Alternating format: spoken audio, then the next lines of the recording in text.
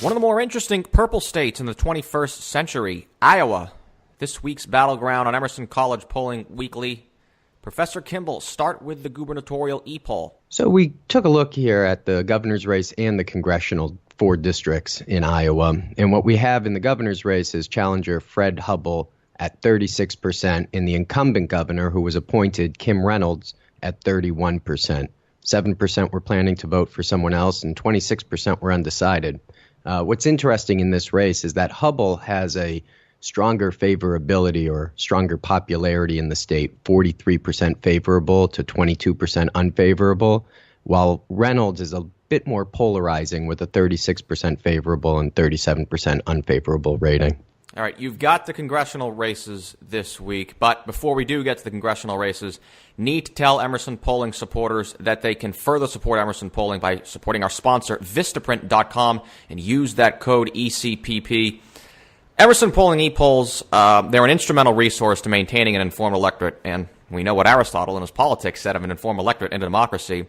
But they're also an incredible opportunity for Emerson students and to culminate their work, the students' work, and to make the professional impression in the right moment. Emerson Polling orders their business cards from Vistaprint. Your next big opportunity is coming right now, and all it takes to feel like you're ready to own the now is $10. That's right, just $10. That is a very low price to have the confidence that you're always ready to make an impression or get seen in a new way. With Vistaprint, you can create a truly professional, unique cards in minutes. Upload your own design, pick the paper stock, style, and quantity that is right for you, and choose your delivery speed. It's simple as that. You can do this all in just a few clicks and use it on all of your marketing going forward. Your satisfaction 100% guaranteed, or they'll make it right, either by reprinting your order or offering a refund. Vistaprint wants you to do something great for your business right now, which is why our listeners will get 500 high-quality custom business cards starting at $9.99. Use code ECPP at Vistaprint.com. That's code ECPP at Vistaprint.com. ECPP at Vistaprint.com. Thank you, Vistaprint, for supporting Emerson Polling and, in turn, the American democratic process. We now return to said American democratic process with Emerson's latest e-polls in the Iowa congressional races. Spencer, roll with them. Iowa is an interesting state because it twice went for Obama and then flipped over to Trump in the 2016 election. So we decided that not only would we look at the gubernatorial election, but that we would dig underneath and take a look at all 4 congressional races. So in the 1st district, Abby Finkenauer is the Democrat, has a 43% of the vote. Republican Rod Blum is at 38% with about 12% undecided.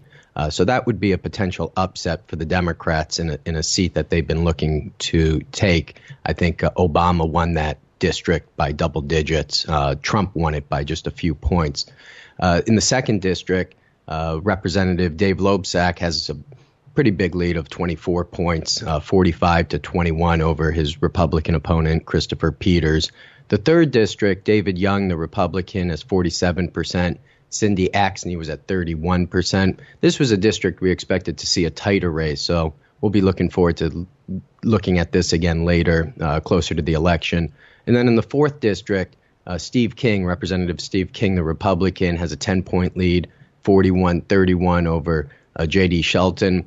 This is a very strong Republican district. This is basically how Trump was able to take a 9-point win, winning this district by nearly 30 points. So interesting to see this race even competitive at this point. Yeah, this is probably the longest this podcast has ever gone in its history until you mentioned Trump's name. Well, you just did, so why don't we finish it on that? How is he doing in a state that he won by 9 points 2 years ago? Well, his numbers look much like his national numbers, 37% approval, 53% disapproval. But among evangelical voters, his approval rating is actually up. It's at 55%, while his disapproval is only at 33%. So there's a group of voters who are very happy with the president's performance. Yeah, that's pretty interesting because those individuals were not supposed to be happy with Trump in that 2016 midterms. China was supposedly targeting red states in this tariff war, trade war, economic war, as Steve Bannon calls it. How is that doing anything to his approval rating? Well, Iowans are not happy with the recent tariffs. Only 24% think that it's good for Iowa. 52% think it's bad for Iowa. Another issue that might be more conducive for Republican candidates would be that wall along the U.S.-Mexico border. There, 50% of voters are against it, though 40% are for it. So it's a bit more polarizing of an issue. I think my last point would be that we took a look at Congressman John Delaney. He's a congressman out of Maryland's 6th District who's been running for president out in Iowa for the better part of a year. And we wanted to see if he had made any impact regarding his name recognition. And we found he had about a 17% favorable, 13% unfavorable opinion. About 1 in 5 voters had never heard of John Delaney yet. So as we start looking forward to 2020, John Delaney is one of the early candidates in the field for the Democrats. Well, if you listen to this podcast, you now know his name. Subscribe to Emerson College Polling Weekly on iTunes, Stitcher, and the CLNS Media Network mobile app.